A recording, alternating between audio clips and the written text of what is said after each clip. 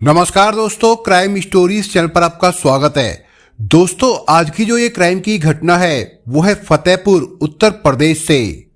यशवंत की जगह कोई दूसरा होता तो सुहाग रात को ही प्रतीक्षा की कामेच्छाओं के वेग को समझ जाता, लेकिन यशवंत को इस बात का एहसास तक नहीं हुआ। पत्नी की खूबसूरती ने उसे कुछ भी सोचने समझने का मौका नहीं दिया। दिमाग उसका एकदम सुन्न हो गया था। सुहाग रात को यशवंत कमरे में पहुंचा तो प्रतीक्षा पलंग पर लेटी थी।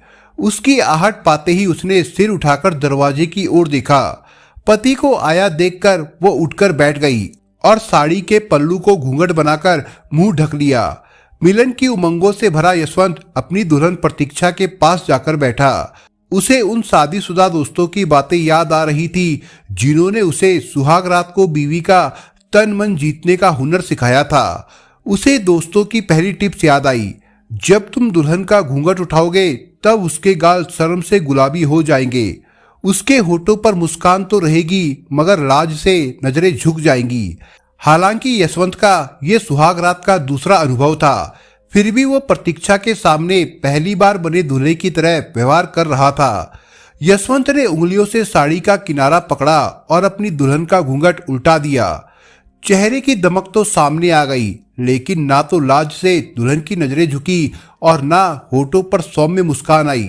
कुछ देर तक तो वो यशवंत की आंखों में देखती रही, फिर खिलखिलाकर हंसने लगी। हैरान यशवंत प्रतीक्षा का मुंह ताकता रह गया। पति के भावों को समझने की कोशिश करते हुए प्रतीक्षा सोखी से बोली, ऐसे क्या देख रहे हो? मैं पागल नहीं हूँ। तुम हंस क्यों रही हो? कुछ नहीं सूझा तो हैरान परेशान यशवंत ने सवाल किया। दूल्हा घूंघट उठाए तो इस तरह नहीं हंसना चाहिए। ये क्या बात हुई? प्रतीक्षा की हंसी घटकर मुस्कान में तब्दील हो गई। सुहाग रात को दुल्हन पति के लिए निर्वस्त्र हो सकती है मगर हंस नहीं सकती। मैं हंस दी तो कौन सा पाप हो गया? पाप तो नहीं हुआ। यशवंत ने धीमे से मुंह खोला, लेकिन दुल्हने इस तरह नहीं हंसा करती। मैं पुराने जमाने की नहीं 21वीं सदी की दुल्हन हूँ। प्रतीक्षा का लहजा बेबाक था। मैं जानती हूँ कि तुम मेरे पास क्यों आए हो। मैं जानती हूँ कि तुम मेरे साथ क्या क्या करने वाले हो। मेरे माता पिता जानते हैं कि आज की रात दूल्हा दुल्हन कैसे खेलेंगे। तुम्हारे घर वालों ने तुम्हें मेरे पास खेलने के लिए ही भेजा है। सब जानते हैं कि आज क्या होगा, फिर मैं क्यों लाज का आडंबर करूं? यशवंत हैरत से प्रतीक्षा का मुंह देखता रह गया। प्रतीक्षा अपनी रूह में बोली, मैं जिंदगी के हर पल को शिद्दत से जीना चाहती हूँ। आज रात हमारी देहों का मिलन होना है। लाज संकोच के बजाय अगर सब कुछ हंसी खुशी हो तो उसका आनंद ही निराला होगा। वो यशवंत की आंखों में देखते हुए मुस्कुराई। यशवंत प्रतीक्षा के तर्कों से प्रभावित हुआ।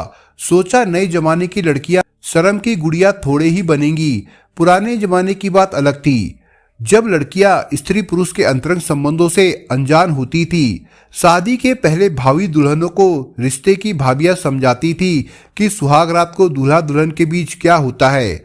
अब तो फिल्मों, केबल और इंटरनेट सब कुछ सिखा देते हैं। लड़के लड़कियों को होश संभालते ही इस सब की समझ आने लगती है। यही सब सोचकर यशवंत के होठों पर मुस्कान आ गई। तुम सही कहती हो प्रतीक्षा, 1 घंटे बाद हमें बेशरम होना है तो क्यों ना पहले ही शर्म का लबादा उतार कर खूंटी पर टांग दे। मिलन का आनंद दुगना हो जाएगा। तो फिर दूर क्यों हो, करीब आओ। प्रतीक्षा ने मुस्कुराकर बाहें फैला दी। यशवंत सारी बातें भूलकर प्रतीक्षा की बाहों में समा गया। 40 साल की प्रतीक्षा फतेहपुर जनपद के दुर्गा कॉलोनी हरिहरगंज की रहने वाली थी। उसकी मां का नाम कमला और पिता का नाम चंद्रभान था। चंद्रभान विकास भवन में 4th क्लास कर्मचारी थे। प्रतीक्षा के अलावा उनकी कोई संतान नहीं थी। प्रतीक्षा माँ बाप की इकलौती संतान थी, इसलिए ना तो उसके कहीं घूमने पर पाबंदी थी और ना ही उसे किसी चीज के लिए तरसना पड़ता था। फरमाइश करते ही मनचाही चीज हाजिर हो जाती थी। संभवतः परिवार में मिली आजादी का ही नतीजा था कि प्रतीक्षा जीवन के हर पल को खुलकर और मस्ती से जीने की आदी हो गई थी। माँ बाप भी प्रतीक्षा के खुलकर मस्ती से जीने के अंदाज को जानते थे, इसलिए जब वो जवान हुई तब उन्हें डर सताने लगा कि कहीं प्रतीक्षा जवानी को भी खुलकर एंजॉय ना करने लगे। ये अलग बात थी कि प्रतीक्षा ने ना किसी से प्रेमिल संबंध बनाया और न किसी को अपने यौवन का अनमोल तोहफा दिया। उसने अपना कौमार्य पति की अमानत समझकर सहेजे रखा। हाँ, उसकी ये तमन्ना जरूर थी कि शादी के बाद का जीवन वो खुलकर मस्ती से जिएगी और इसकी शुरुआत वो सुहाग रात से ही कर देगी। क्रांतिकारी विचारधारा की पुत्री को माता पिता अधिक दिनों तक घर में बैठाए रखने के पक्ष में नहीं थे।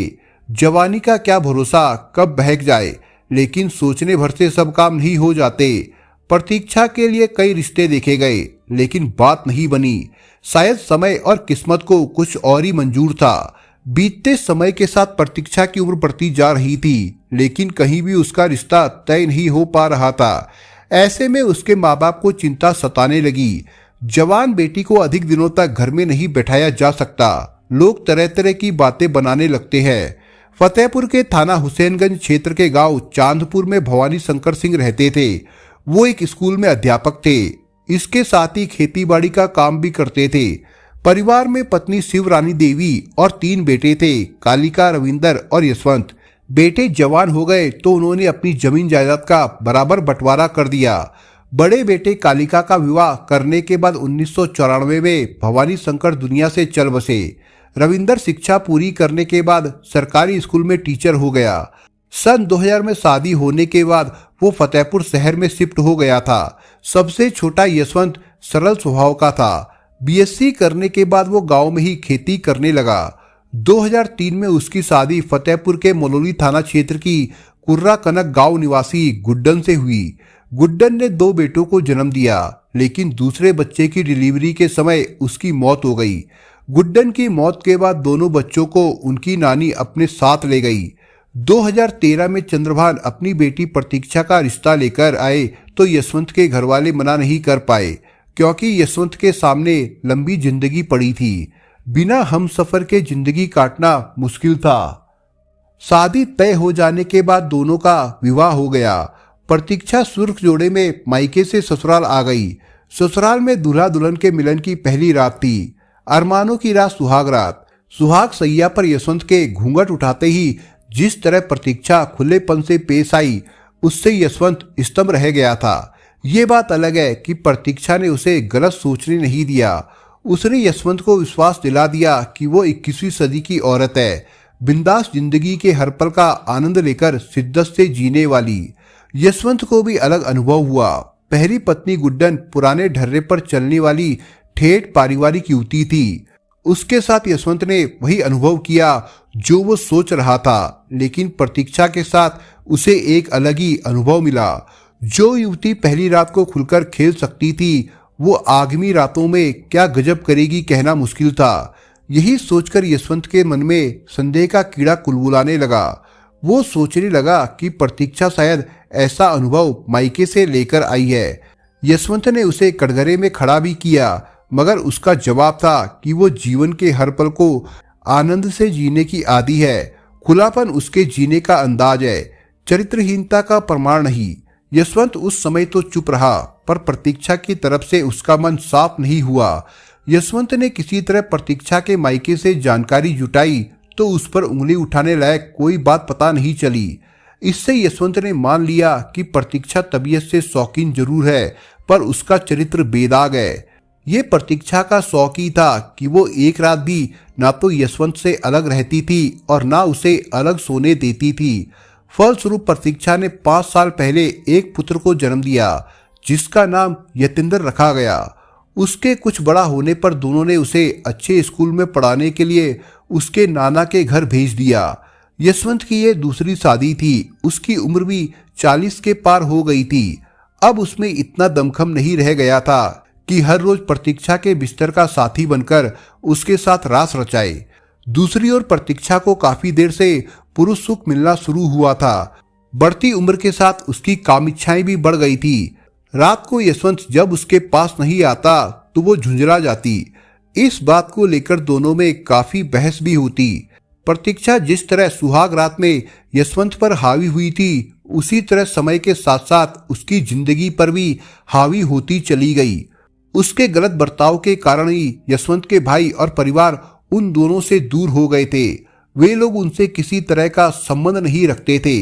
यशवंत कभी कभी चोरी छिपे अपने भाइयों से बात कर लेता था। दूसरी ओर प्रतीक्षा ने शादी से पहले तक अपने यौवन को किसी के हवाले नहीं किया था। अब वो पति की बेरुखी के चलते अपने यौवन के खजाने को दूसरों पर लुटाने को आमदा थी। यशवंत के ठंडेपन के चलते वह अपनी मर्यादा की सीमा को भी लांघने को तैयार थी, लेकिन इसके लिए उसे उपयुक्त साथी की जरूरत थी। नवंबर 2018 में यशवंत के बड़े भाई कालिका की मौत हो गई। उसकी 13वीं में खाना बनाने के लिए एक व्यक्ति से बात की गई।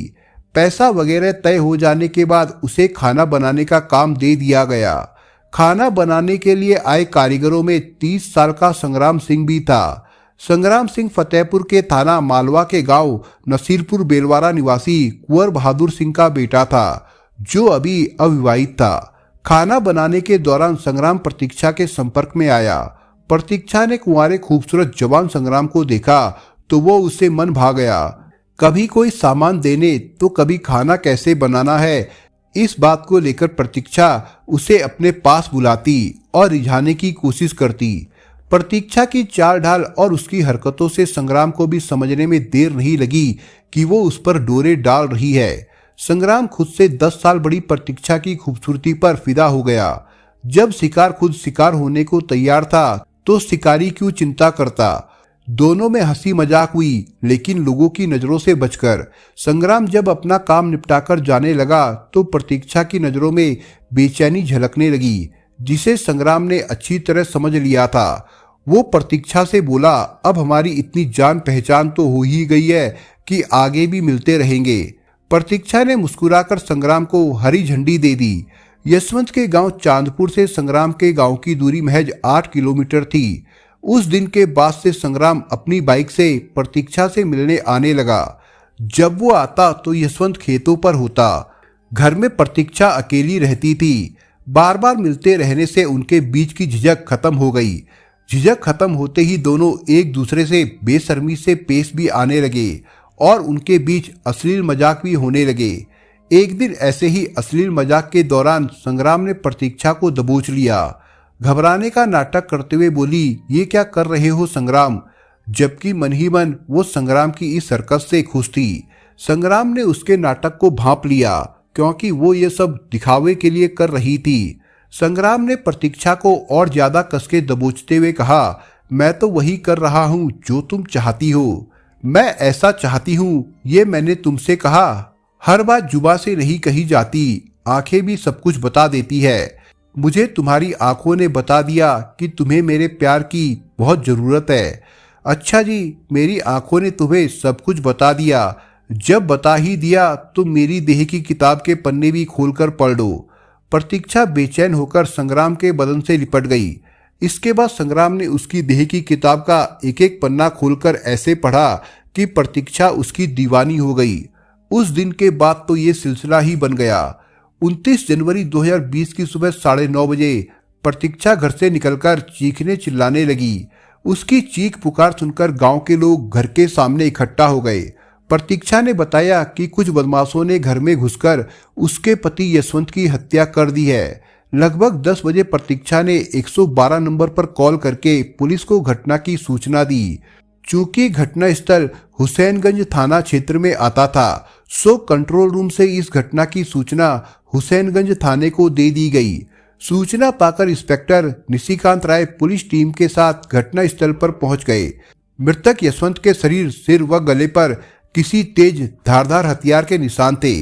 प्रतीक्षा से पूछताछ की गई तो उसने कुछ लोगों द्वारा घर में घुसकर यशवंत को मारने की बात बताई। प्रतीक्षा की बातें इंस्पेक्टर राय के गले से नहीं उतर रही थी। एक तो सुबह कोई घर में नहीं घुस सकता था, ऐसा होता तो हत्यारों के आते जाते या शोर मचाने पर पड़ोसियों को पता चल जाता। दूसरे बदमाशों ने यशवंत की तो हत्या कर दी थी, लेकिन प्रतीक्षा को छोड़ दिया। उसे एक खरोच तक नहीं आई थी। इससे इंस्पेक्टर राय का शक प्रतीक्षा पर ही गया।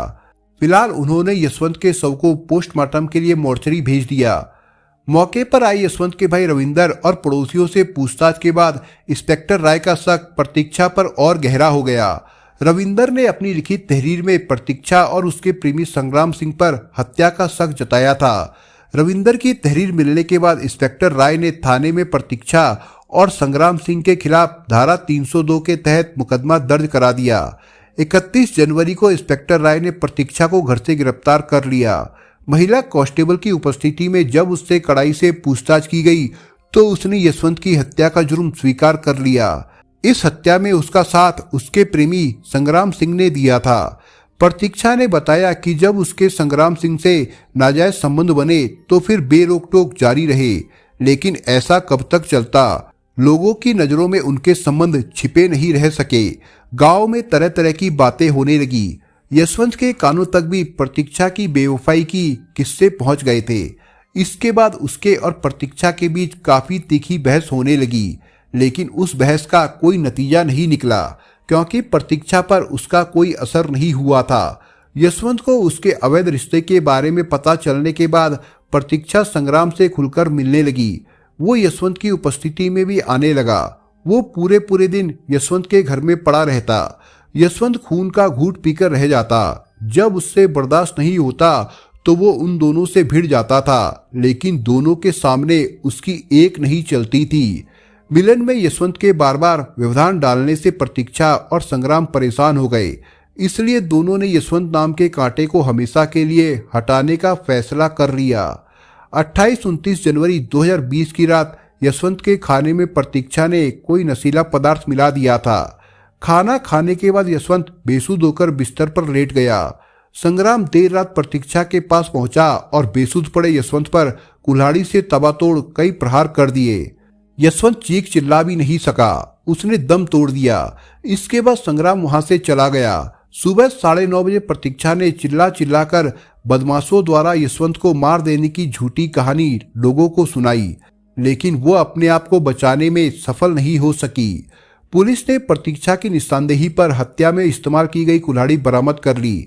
फिर कानूनी औपचारिकताएं पूरी करने के बाद उसे कोर्ट में पेश करके जेल भेज दिया गया था। पुलिस के दबाव के चलते संग्राम सिंह ने कोर्ट में सरेंडर कर दिया था। इसके बाद उसे भी जेल भेज दिया गया था। दोस्तों, आप अगर चैनल पर नए हो तो आप चैनल को सब्सक्राइब करने के साथ कमेंट बॉक्स में इस कहानी के बारे में अपने विचार जरूर लिखिएगा। मिलता हूं एक नई कहानी के साथ, तब तक के लिए अपना ख्याल रखिएगा। धन्यवाद।